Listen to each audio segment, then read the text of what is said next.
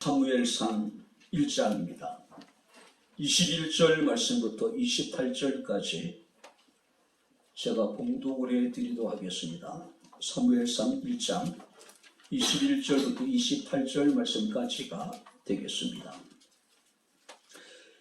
그 사람 엘가나와 그의 온 집이 여호와께 매년 제와 서원제를 드리러 올라갈 때에 오직 한나는 올라가지 아니하고 그의 남편에게 이르되 아이를 젖대거든 내가 그를 데리고 가서 여호와 앞에 뵙게 하고 거기에 영원히 있게 하리이다 하니 그의 남편 엘가나가 그에게 이르되 그대의 소견에 좋은 대로 하여 그를 젖대기까지 기다리라. 오직 여호와께서 그의 말씀대로 이루시기를 원하노라 하니라. 이에 그 여자가 그 아들을 양육하며 그가 젖대기까지 기다리다가 젖된 후에 그를 데리고 올라갈새 수소 3마리와 밀가루 1에바와 포도주 한 가죽 부대를 가지고 실로 여호와의 집에 나아갔는데 아이가 어리더라. 그들이 수소를 잡고 아이를 데리고 엘리에게 가서 한나가 이르되 내 주여 당신의 사심으로 맹세하나이다. 나는 여기서 내 주 당신 곁에 서서 여호와께 기도하던 여자라. 이 아이를 위하여 내가 기도하였더니 내가 구하여 기도한 바를 여호와께서 내게 허락하신지라. 그러므로 나도 그를 여호와께 드리되 그의 평생을 여호와께 드리나이다 하고 그가 거기서 여호와께 경배하니라. 아멘. 고맙습니다. 오늘도 저희들에게 주의 날을 허락하시고 살아계신 하나님을 예배케 하시고 또 이 시간 주의 말씀을 청종할 수 있는 은혜 주심을 감사합니다. 말씀이 선포될 때 말씀 우리에게 은혜가 되게 하시고 위로가 되게 하시고 큰 힘이 되게 하옵소서. 예수님 이름으로 기도하옵나이다. 아멘. 할렐루야. 우리 옆에 있는 분들과 인사하겠습니다. 하나님 우리와 함께 하십니다. 인사하겠습니다. 하나님 우리와 함께 하십니다. 할렐루야. 부모에게서 자식은 참 신비한 존재입니다. 안나가 아마 초등학교 다닐 때인데 통일초등학교 때 제가 이제 그 주변에 있는 교회에서 이렇게 이제 목회자 모임이 있었습니다. 그때 점심시간인데 아이들이 운동장에 나와서 막 뛰어놀더라고요. 얼마나 시끄럽겠어요. 그런데 그 아이들의 그 시끄러운 소리 가운데 안나의 목소리가 제게 들리는 거예요. 특별히 목소리가 큰 것도 아니었음에도 불구하고 그 많은 아이들이 정말로 시끄럽게 막 뛰어다니면서 소리를 지르고 있는데 그 속에서 안나의 목소리를 제가 들을 수 있었다는 거예요. 그리고 옷 입는 거 탁 눈에 띄더라고요. 부모에게 있어서 자식은 그런 주제입니다. 자, 논산훈련소에서 부모님들을 이제 초청하는 일이 있었다 그래요. 이제 자식들이 이제 연병장에서 그 이제 제시 훈련을 하고 있는데 정말로 열심히 이제 훈련을 했기 때문에 손발이 짝짝 맞아 드는 겁니다. 근데 어디에나 늘 고문관이 존재합니다.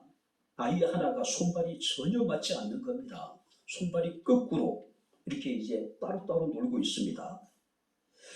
그때 그 아이의 부모가 투덜거립니다. 온 세상에 발 맞는 놈이 하나도 없는데 내 아들 하나밖에 없다라고 이야기를 했다는 이야기가 있습니다.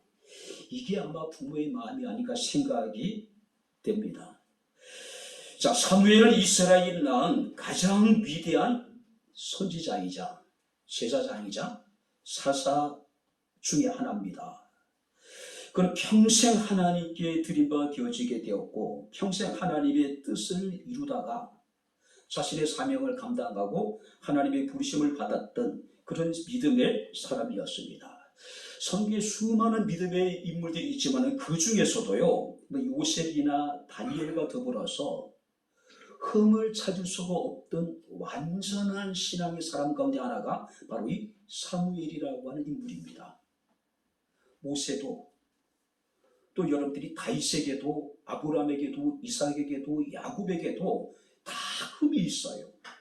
근데 성경에 사무엘이나 요셉이나 다니엘 같은 인물들은요, 흠을 찾을 수가 없는 온전한 하나님의 사람이었음을 우리가 보게 됩니다. 자, 그런데 다니엘이 여러분들이 태어날 그 무렵에 이스라엘의 상황은 굉장히 암울했습니다. 우리는 그 시대를 사사 시대라고 칭합니다. 왕이 없었습니다. 성전도 없었습니다. 윤리적으로, 도덕적으로, 영적으로 완전히 타락했던 시기가 바로 그 사사시대가 아니었나 생각이 됩니다. 우리가 사사시대를 특징 짓는 말씀이 있습니다. 사사기 21장 25절 말씀을 보게 되면은 그때에 이스라엘이 왕이 없으므로 사람이 각기 자기의 소견에 옳은 대로 행하였더라. 사람들이 각기 자기의 소견에 옳은 대로 행했던 시대, 그러니까 절대적인 진리가 없는 겁니다. 뭔가 그 시대를 가름할 수 있는 기준이 없었다는 이야기예요. 하나님의 성소는 타락했고 제사장들은 하나님을 알지 못했다고 기록하고 있습니다. 하나님의 제사가 제사장들에 의해 가지고 멸시를 당하기도 했던 시대입니다. 우리가 사무엘상 3장 1절 말씀을 보게 되면은 그 당시에 대해서 여호와의 말씀이 희귀하여 이상이 흔히 보이지 않았다고 이야기를 합니다. 무슨 얘기냐면은 하나님이 선지자를 통해서 당신의 계시를 더 이상 이스라엘 사람들에게 나타내지 않았다는 이야기예요. 블레셋과의 전쟁에서 치명적인 패배를 당하게 됩니다. 그리고 하나님의 임재를 상징했던 하나님의 궤가 블레셋 사람들에게 뺏기는 일이 벌어지게 돼요. 한마디로 백성들의 삶이라고 하는 것은 그야말로 어떤 마음을 둘 곳이 없는, 한마디로 여러분들이 그들은 길을 잃고 방했던 그런 시대에 하나님께서는 엘가나라고 하는 레위 가정에 태어날 한 아기를 통해서 하나님께서는 새로운 시대를 준비하고 계셨습니다. 그가 누구냐면은 바로 사무엘이라고 하는 인물입니다. 자, 그런데 우리가 이 사무엘을 생각할 때 빼놓을 수 없는 인물이 있죠. 누굽니까? 그의 어머니였던 한나라고 하는 여인입니다. 자, 우리가 모세를 생각할 때 제일 먼저 떠오르는 게 누구냐면은 그의 어머니 요게벳이에요. 우리가 기독교 역사에서 가장 위대했던 어거스틴이라는 인물을 생각할 때 제일 먼저 떠오르는 건 그의 기도했던 어머니였던 모니카라고 하는 여인입니다. 마찬가지로 우리가 사무엘을 생각하면 제일 먼저 떠오르는 것이 기도하는 어머니였던 한나라고 하는 여인이었습니다. 한나의 신앙, 그 여인의 경건이라든지 간절한 기도는 우리가 항상 기억하고 있는 한나의 모습이에요. 그죠? 자, 한나의 이름은요, 사랑스러움 또는 은혜로움이라는 뜻을 가지고 있었습니다. 비록 자식을 갖지 못하는 불임의 여인임에도 불구하고 그는 하나님의 은혜를 입었던 여인이었고 누구보다도 남편의 많은 사랑을 입었던 그런 여인이었습니다. 그 하나님께 기도한 적, 하나님께서 그의 기도를 들으시고 그를 생각하셔서 그의 태문을 열어주셨습니다. 그렇게 태어난 아들이 바로 사무엘이었죠. 자, 한나는 하나님 앞에 기도할 때에 하나님이 내게 아들을 주시면 그에게 머리에 삭도를 찌지 않고 그 아이를 평생 여호와께 드리겠습니다고 서원을 했습니다. 그리고 아이가 젖을 떼고 났을 때에 그 하나님 앞에 서원대로 자신의 사랑하는 아들 사무엘을 하나님 앞에 바치게 됩니다. 바로 본문은 그 장면을 지금 그리고 있는 겁니다. 자, 하나님께 온전히 바쳐졌던 이 사무엘은 어렸을 때부터 성소에서 생활하게 되고 그곳에서 양육되고 그곳에서 신앙 교육을 받게 됩니다. 그리고 그는 이스라엘 역사에서 가장 위대한 선지자로, 사사로, 제사장으로 하나님 앞에 귀하게 쓰여지게 되는 모습을 우리가 보게 됩니다. 특별히 한나는 하나님께 기도하기를 내가 그를 여호와 앞에 영원히 있게 할 것이다 라고 이야기를 합니다. 우리 오늘 이 시간, 오늘 가정의 달을 맞이하며 특별히 오늘은 어린이 주일인데 우리가 이 엘가나와 한나의 가정을 우리가 살펴보면서 우리의 가정의 모습이 어때야 될 것인가를 우리가 함께 살피면서 은혜를 나누도록 하겠습니다. 자, 우리가 엘가나의 가정의 모습을 보겠습니다. 자, 22절을 우리 다시 한번 같이 읽겠습니다.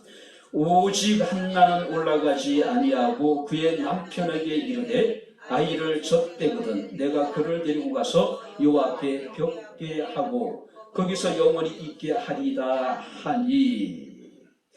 자, 엘가나와 이 한나의 가정 속에서 우리가 특징이 뭐냐면은 그는 자신의 사랑하는 아들 사무엘을 온전히 하나님께 드렸다라고 하는 겁니다.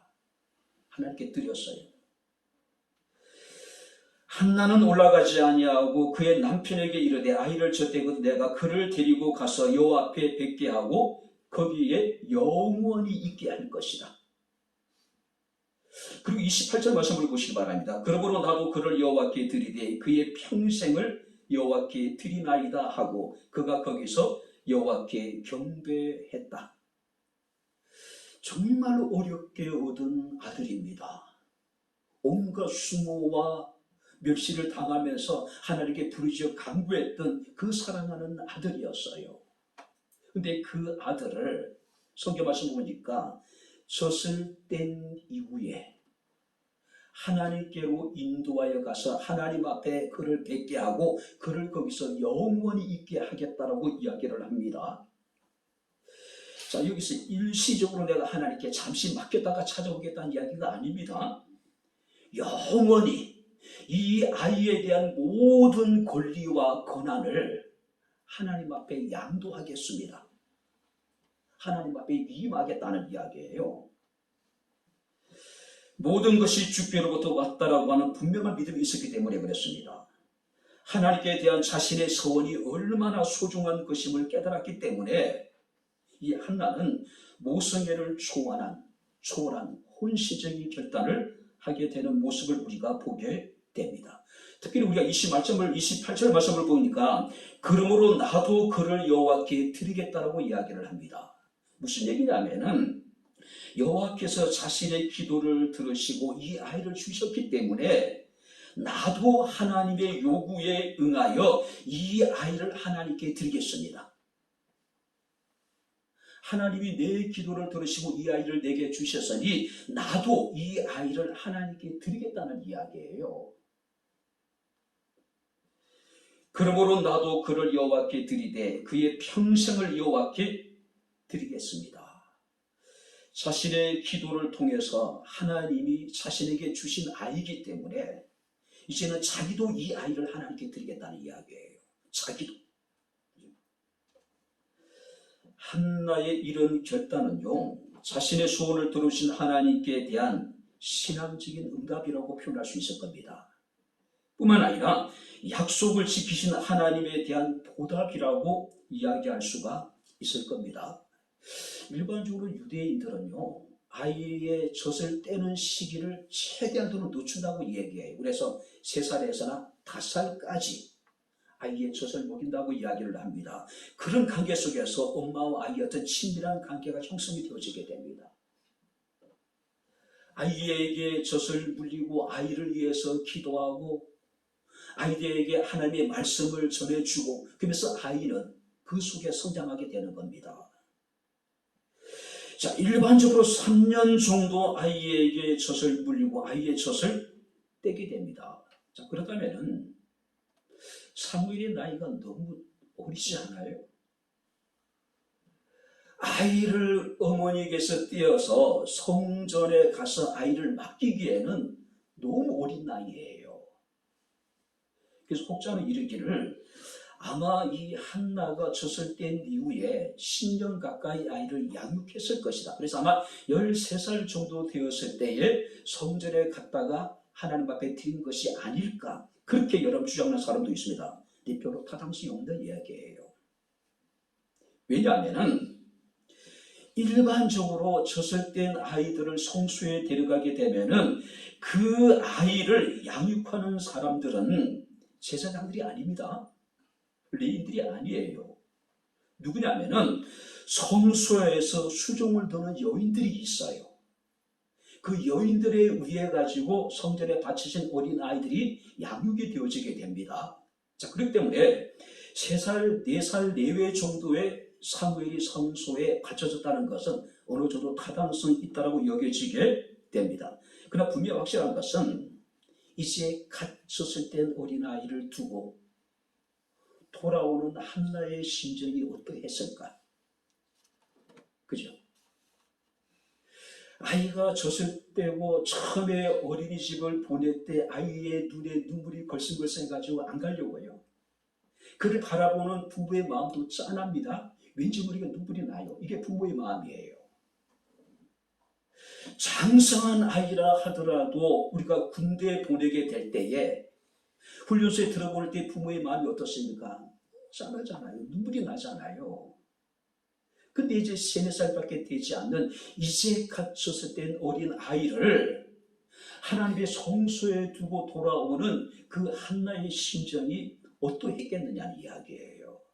발길이 떨어지지 않지 않았을까요? 그죠? 혹자는 이러기를 너무 어린아이를 어머니께서 떼어놔서 살게 하는 것은 정서적으로나 교육적으로 이게 옳은 것이냐라고 이야기하는 사람도 있습니다. 아니 사무엘이 청년이 되기까지 기다렸다가 하나님께 바쳐도 되지 않느냐라고 이야기하는 사람도 있습니다. 그러나 우리가 정확한 해답은 찾기가 어렵다는 겁니다. 그러나 분명히 확실한 것은 이 한나는 자신의 사랑하는 그 아들을 평생 여호와께 드렸다라고 하는 사실이에요. 평생. 그죠? 한나가 사무엘을 하나님께 드렸다라고 하는 것은 그를 온전히 하나님께 맡겼다는 이야기입니다. 하나님께 맡겼다는 이야기예요. 인간을 생각하는 갈대라고 하는 유명한 이야기를 했던 파스칼이라고 하는 분이 계시죠. 이분은 수학자이고 물리학자이고 철학자이고 신학자이기도 합니다. 근데 이런 얘기를 해요. 우리의 삶을 온전히 하나님께 맡기면 하나님께서 어떤 놀라운 일을 하실지 우리의 짧은 지혜로서는 결코 이해할 수 없다. 할렐루야. 우리의 삶을, 우리의 자녀들을 하나님께 온전히 맡기게 될 때에 하나님께서 우리의 삶을 통해서 우리의 자녀를 통해서 어떤 일을 행하실지 우리는 이해할 수가 없다는 이야기예요. 만약에 한나가 이 사무엘을 계속해서 끼고 있었다면 그는 내인이었기 때문에 내인으로서 성소에서 봉사하는 일을 할 수 있었겠죠. 그죠? 그러나 거기까지예요. 그러나 한나가 자신의 사랑하는 그 사무엘을 하나님께 맡겼을 때에 하나님께서 그를 이스라엘의 제사장으로서 이스라엘의 마지막 사사로서 그리고 구약의 최고의 위대한 선지자로서 하나님이 그를 사용하시고 그를 통해서 역사하셨던 것을 우리가 보게 됩니다. 하나님의 역사는요, 우리가 하나님께 무엇을 얻음으로 끝나는 것이 아닙니다. 우리가 얻은 것을 하나님께 도로 드리게 될 때 하나님의 놀라운 역사는 그때부터 시작된다는 사실을 믿으시길 주 이름으로 축원합니다. 사무엘이 그랬어요. 하나님께로 받았기 때문에 그것은 끝난 것이 아니죠. 다시 그 사무엘을 하나님께 드리게 되었을 때에 하나님 그 사무엘을 통해서 당신의 놀라운 역사가 일어나가는 겁니다. 여러분들이 아브라함이 오래 참아 약속을 받았습니다. 그리고 이삭을 얻었어요. 그리고 하나님 은혜는 말씀하십니다. 내 사랑 독자 이삭을 내게 바치라고 합니다. 아브라함이 이삭을 하나님께 바쳐요. 그 사건을 통해서 하나님께서는 아브라함의 이름을 인정하셨습니다. 그리고 그 이삭을 통해서 하나님의 구속사역이 완성되어져 가는 모습을 우리가 보게 됩니다. 오늘 바라고 원하는 것은 우리의 자녀들을 온전히 하나님께 맡기게 되기를 주의 이름으로 축원합니다.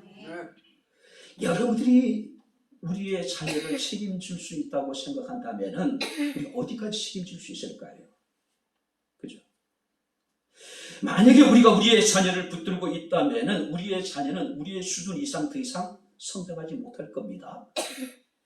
그러니까 전능하신 하나님께 모든 것을 맡긴다면 전능하신 하나님께서 우리의 자녀들을 책임져 주실 것이고, 할렐루야, 그의 삶을 하나님께서 복되게 하실 것이란 이야기예요. 사우나에 가게 되면은 카운터에 예전에 그런 글이 있습니다. 기중품은 주인에게 맡기십시오. 맡기지 않는 것은 책임지지 않습니다. 하나님께 맡기시길 주 이름으로 축원합니다. 하나님께 맡기지 않는 것은 하나님 책임지지 않아요.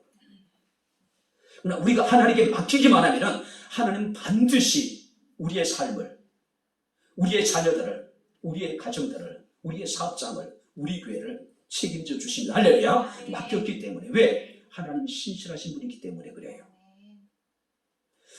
두 번째 말씀을 보게 되면 27절에 이 아이를 위하여 내가 기도하였더니 내가 구하여 기도한 바를 여호와께서 내게 허락하셨다라고 이야기를 합니다. 내가 기도하였더니 여호와께서 내가 구하여 기도한 바를 내게 허락해 주셨다. 이 엘가나와 이 한나의 가정은 어떤 가정일까요? 하나님 앞에 기도하는 가정입니다. 자녀를 위해서 기도하는 가정입니다. 특별히 26절 말씀을 보게 되면은 한나가 엘리 제사에게 그런 이야기합니다. 나는 여기서 기도하는 여자라. 나는 여기서 기도하는 여자다. 그러니까 한마디로 이 한나라고 여인은 자신의 정체성에 대해서 나는 기도하는 사람이라고 이야기하고 있는 거예요. 자, 여러분들을 한마디로 규정할 수 있는 단어가 있다면 여러분들이 무엇일까요? 한나는 나는 기도하는 여자예요. 여러분들의 자녀들이 여러분들이 기억할 때마다 제일 먼저 연상될 수 있는 것이 있다면 그것이 무엇일까요? 우리 어머니는 기도하는 분이야. 우리 어머니는 늘 하나님께 감사하고 찬양했던 분이야. 이런 부부라면 얼마나 좋을까요? 그죠? 이렇게 한나가 자기 자신의 정체성에 대해서 나는 기도하는 여자라고 이야기를 합니다. 이런 여러분들이 당당함이 어디서 나왔을까요? 한나의 삶을 보게 되면 그녀는 아이를 생산하지 못하는 불임 여성이었죠. 자, 그런데 이 남편 엘가나가 더 이상 조강지처있던 이 한나를 통해서 아이를 얻을 수 없다는 것을 깨닫고 그는 첩을 들이게 됩니다. 그게 누구냐면은 분인나라고 하는 여인이에요. 자, 한나는 아이를 갖지 못했지만 이 분인나는 아이를 낳습니다. 아들도 낳고 딸도 낳아요. 그러다 보니까 이 첩이 조강지처였던 한나를 구박하기 시작합니다. 멸시하기 시작하는 거예요. 자, 그럼에도 불구하고 한나를 향한 남편의 사랑은 변함이 없어요. 한결같아요. 그러니 분인나가 더 열을 받는 겁니다. 그죠? 성경 말씀을 보게 되면은 그는 분인나가 한나를 아주 격동시켰다고 이야기를 합니다. 격동시켰다. 분노하게 만든 거예요.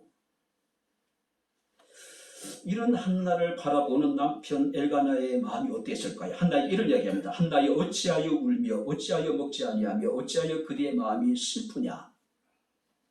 그래서 이런 이야기합니다. 내가 그대에게 열 아들보도 낳지 아니하냐. 왜 한나가 이렇게 울고 왜 한나가 식음을 전폐하고 왜 이렇게 마음이 슬펐을까요? 원인 제공자는 누굽니까? 물론 한나가 아이를 생산하지 못했기 때문에 그랬겠지만은 그 엘가나가 분인나를 디리보로 인하여서 가정에 벌어진 갈등이잖아요. 반목이었잖아요. 그죠? 자, 그러면서도 어찌하여 울며 어찌하여 먹지 아니하며 어찌하여 그대의 마음이 슬프냐라고 이야기를 합니다. 그러면 이런 이야기를 하죠. 내가 그대에게 열 아들보다 낳지 않느냐. 달리 표현하면 이런 표현이 어떨까요? 그대는 내게 열 아들보다 나은 사람이다라고 얘기하는 것이 아닐까요? 한마디로 이 엘가나의 어떤 모습을 보게 되면은 병주고 약주는, 그죠? 근데 분명히 확실한 것은 한나에 대한 이 엘가나의 사랑은 진심이었던 것 같아요. 내가 그대에게 열 아들보다 낫지 아니하느냐. 그대는 내게 열 아들보다도 더 소중한 사람이다. 야, 이런 남편이라면 한번 살아볼 가치가 있지 않을까요? 이렇게 아내를 사랑할 수 있는 사람이라면 정말 대단한 그런 남자이잖아요. 그죠? 그런데 이런 남편의 위로도, 이런 남편의 사랑도 한나에게는 전혀 위로가 되지 않아요. 한나는 성전을 갑니다. 그리고 성전에서 하나님 앞에 엎드려 간절히 기도합니다. 여종의 고통을 돌보시고 기억하시고 아들을 주시면 평생 그를 여호와께 드리고 삭도를 대지 않겠습니다. 눈물로 기도하잖아요. 자신의 심정을 통하는 기도를 드립니다. 그때 하나님께서는 한나의 기도를 들으시고 그에게 응답하십니다. 성경 말씀을 보니까 엘가나가 그 아내 한나와 동침하며 여호와께서 그를 생각하신지라 한나가 임신하고 때가 이름에 아들을 낳아 사무엘이라 하였으니 이는 내가 여호와께 구하였다 함이더라. 한번 따라해 보시기 바랍니다. 여호와께서 그를 생각하신지라. 정말로 하나님 앞에 자신의 심정을 통하는 기도를 하나님 앞에 드렸을 때에 하나님께서 그를 생각하셔서 그의 태문을 열어주시고 그가 구하는 아들을 주셨다는 사실이에요. 하나님은 기도하는 사람을 생각하십니다. 할렐루야. 하나님은 기도하는 사람의 기도를 들으시고 그가 마음에 소원하는 것을 하나님께서는 이루어 주셨다고 하는 겁니다. 참된 기도야말로 우리의 자녀들에게 큰 힘이 됩니다. 위로가 됩니다. 삶의 지지고 공부할 때 살아갈 수 있는 여러분들이 용기가 돼요. 언젠간 우리 자녀들이 때로는 격기를 갈 수도 있을 것이고 언젠간 우리의 자녀들이 믿음을 떠나서 세상에서 방황할 수도 있을 거예요. 그러나 어머니의 기도를 기억할 때, 어머니의 그 눈물의 기도를 기억한다면 우리 자녀들은 분명히 어느 때가 이렇게 되면 다시 돌이키게 될 거란 사실이에요. 혹자는 그런 얘기를 합니다. 마음이 힘들고 괴로울 때에 하나님이 우리를 만나고 싶어 하시는 때임을 기억하라고 이야기를 해요. 내가 하나님을 만나려는 것이 아니라 하나님은 나를 만나고 싶어 하실 때 내 삶의 보금자리를 때는 어지럽히도 하시고 내게 고난을 주시고 시련도 주시고 환난도 주신다는 거예요. 나를 만나고 싶으실 때 그냥은 내가 돌이키지 않으니까, 내가 그냥 하나님께 나와서 하나님 만나지 않으니까 삶의 위기를 만나게 하시고 고난을 만나게 하시고 시련을 통해서 하나님을 찾게 만든다는 거죠. 때는 우리 자녀들이 우리를 속상하게 할 때가 있죠. 우리는 그런 자녀를 바라보면서 분노할 때가 때로는 있습니다. 배신감을 느낄 때가 있어요. 내가 너를 어떻게 키웠는데. 그렇지 않습니까? 근데 우리의 자녀들이 우리의 마음을 아프게 할 때, 우리를 속상하게 할 때에 우리는 다른 각도에서 그 문제를 바라보는 것이 어떨까요? 하나님이 우리의 자녀의 문제를 가지고 나와 만나기를 원하시는 것이 아닐까? 우리의 자녀의 문제를 가지고 하나님 나와 상의하시길 원하시는 것이 아닐까? 할렐루야. 그러니까 그런 차원에서 우리가 문제를 바라본다면 우리가 하나님께 나와서 기도할 수 있지 않을까요? 어거스틴이라는 사람이 있습니다. 기독교 신학을 정립한 위대한 인물입니다. 자, 그는 청소년 시절에 그야말로 부모의 근심덩어리였습니다. 불량배들과 어울림에서 쾌락을 추구하고 방탕한 삶을 삽니다.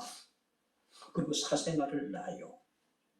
그리고 기독교 이단이었던 마니교에 심취하기도 합니다.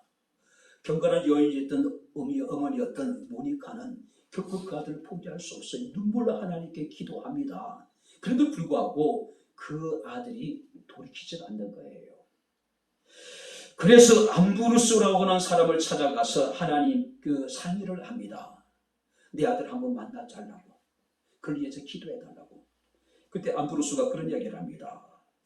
하나님은 눈물로 기도하는 자식을 죽어가도록 버려두는 법이 없습니다. 무슨 얘기냐면은 하나님은 눈물로 기도하는 자식을 망하게 하지 않는다라고 이야기를 해요.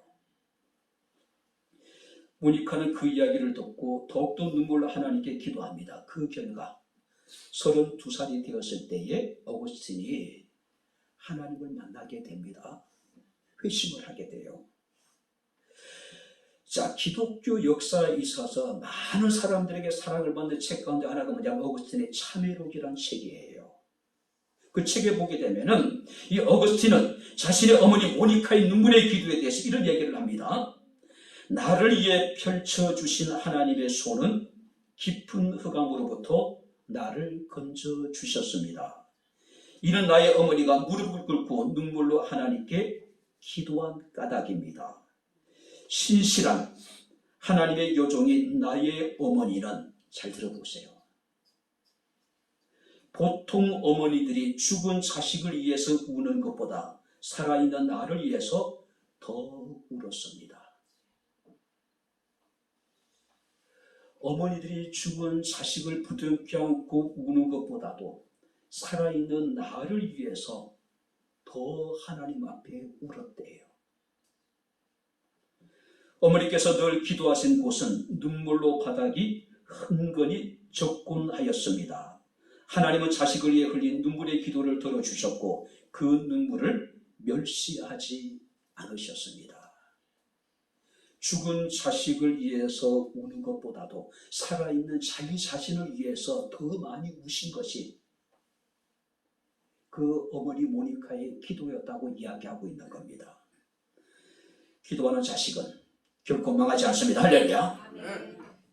지금은 모든 것이 불확실해 보이고 지금은 별로 변화될 가능성이 없어 보이지만은 분명히 확실한 것은 하나님께서 믿는 자들의 눈물의 기도를 멸시하지 않으신다는 사실이에요. 우리 자녀를 위해서 기도할 수 있는 우리의 가정이 될 수 있기를 주 이름으로 축원합니다. 마지막으로 여러분들이 28절 말씀을 보시기 바랍니다. 그러므로 나도 그를 여호와께 드리되 그의 평생을 여호와께 드리나이다 하고 그가 거기서 여호와께 경배하니라. 그가 거기서 여호와께 경배했다. 자, 그가 누구일까? 의견이 분분합니다. 첫 번째는 그를 사무엘로 본다는 겁니다. 3살짜리 사무엘이 무슨 하나님께 경배를 했을까? 그런데 이 말씀은요, 사무엘이 성소에 맡겨진 후 차차 하나님을 경배하기 시작했다라고 해석을 합니다. 두 번째는요, 여기서 그를 그들로 번역을 합니다. 그러니까 엘가나와 그의 가족들이 사무엘을 하나님께 바치고 난 이후에 하나님께 경배했다라고 주장을 합니다. 세 번째가 누구냐면은 그를 엘가나로 봐요. 그 아버지로 옵니다. 자, 한나가 자신이 소원한 대로 자신의 사랑하는 아들 사무엘을 하나님께 바치는 동안에 이 엘가나는 성소를 떠나지 아니하며 하나님께 경배했다고 이야기를 했다는 사실이에요. 그런데 두 가지를 많은 사람들이 이제 지지를 합니다. 사무엘에 있을 것이다. 어떤 사람은 엘가나일 것이다. 자, 사무엘도 좋고 그 가족도 좋습니다. 엘가나도 좋습니다. 중요한 것은 그들이 하나님께 경배를 했다는 사실이에요. 하나님께 경배를 했다는 사실이에요. 그렇죠? 오늘 그렇기 때문에 사무엘은 어렸을 때부터 하나님을 경배하는 일에 그는 익숙해졌다는 이야기예요. 무슨 얘기일까요? 어렸을 때부터 부모님을 통해서 하나님을 존귀 여기고 하나님을 경외하며 하나님께 경배하는 것을 배워왔다는 이야기예요. 제가 고등학교 2학년 때 처음 교회를 다녔습니다. 저희 집에 참 제사가 많았던 기억이 나요. 그런데 어렸을 때부터 제사 때가 되게 되면 특별히 저희 부모님이나 저희 누가 제사 있게 드려야 된다고 얘기하지 않더라도요, 자연스럽게 제사상이 차려지게 되면은 침상 그 마루 끝에 서가지고 부모님과 더불어서 함께 절을 했던 기억이 납니다. 뭔가 가르쳐줬던 기억은 없는 것 같아요. 자연스럽게 배웠던 것 같습니다. 제가 주님을 만나서 참된 예배를 깨닫기 전까지 말이에요. 아마 여러분들이 이 사무엘이 그러했지 않았을까요? 어렸을 때부터 그 가정에 하나님을 경배하는 가정이었습니다. 자연스럽게 하나님을 경배하는 법을 배우게 될 것이고, 그리고 하나님을 경배했다는 이야기예요. 특별히 21절 말씀 보니까 그 사람 엘가나와 그의 온 집이 매년제와 서원제를 드렸다고 이야기합니다. 온 집이. 그러니까 하나님을 경배하는 가정에서 태어났고 하나님을 경배하는 분위기 속에서 자연스럽게 사무엘은 어렸을 때부터 하나님을 경배했다는 사실이에요. 그런데 중요한 것은요, 그 시대가 어떠했는가죠. 제사장조차도 하나님을 알지 못했던 시대라고 이야기합니다. 제사장이 하나님의 제사를 멸시했던 시대예요. 선지자들을 통한 하나님의 계시가 더 이상 나타나지 않았던 시대입니다. 신앙이 변질되었던 시대예요. 사람들이 자기 소견에 오르도록 행했던 그런 시대입니다. 그럼에도 불구하고 엘가나와 이 한나의 가정은 온 가족이 더불어 하나님을 경배했다는 사실이에요. 포스트 모든 시대에 절대적인 진리가 부정되고 있습니다. 우리가 온 가족이 참된 예배를 드리기가 참 힘든 시대를 우리가 살아가고 있습니다. 그럼에도 불구하고 우리가 포기할 수 없는 것이 있습니다. 그 뭡니까? 하나님을 예배하는 입니다. 할렐루야. 세상이 어떠하든 간에 우리는 그럼에도 불구하고 하나님 앞에 예배해야 될 사람들이라는 거죠. 특별히 여기서 이 엘가나의 역할이 굉장히 중요합니다. 비록 한나가 하나님 앞에 기도하여 서원하여 낳은 자식이라 하더라도 그 서원을 무효화시킬 수 있는 권리를 가진 사람이 누구냐면 이 엘가나예요. 왜냐하면 민수기 3장 말씀을 보게 되면은 아내가 서원을 하고 그 서원을 만약에 남편에게 이야기했을 때 남편이 해가 지기 전에 그 서원을 무효화시킬 수도 있어요. 근데 이 엘가나는요, 자신의 아내의 서원을 존중합니다. 그리고 그 서원을 확실하게 하기 위해서 서원제를 드리기 위해서 하나님께 올라갔다라고 이야기하고 있습니다. 참 부부가 신앙으로 완전히 하나가 되어 있는 그런 가정이 우리가 보게 됩니다. 과실이 좋고 나쁨은 가원직의 솜씨라고 이야기를 합니다. 우리의 자녀들이 앞길은 부모의 본이 되는 것에 의해 가지고 열배로 나타날 수 있음을 우리는 반드시 기억을 해야 될 것입니다. 여러분들은 여러분들의 자녀들에게 신앙적으로 얼마만큼 본이 되어지고 있습니까? 예배에 있어서, 기도에 있어서, 희생과 섬김에 있어서 우리 얼마만큼 본이 되고 있습니까? 우리가 데살로니가 전서 1장 2절 8절 말씀을 보니까 모든 믿는 자에게 본이 되라고 이야기합니다. 이 믿는 자는 자녀들도 포함하고 있습니다. 믿음의 역사에 있어서, 사랑의 수고에 있어서, 소망의 인내에 있어서 우리가 우리의 자녀들에게 믿음의 본이 되어야 될 거란 이야기죠. 이제 말씀을 마칩니다. 자녀를 바르게 양육한다는 것은 누구에게나 부담이 되는 것은 사실입니다.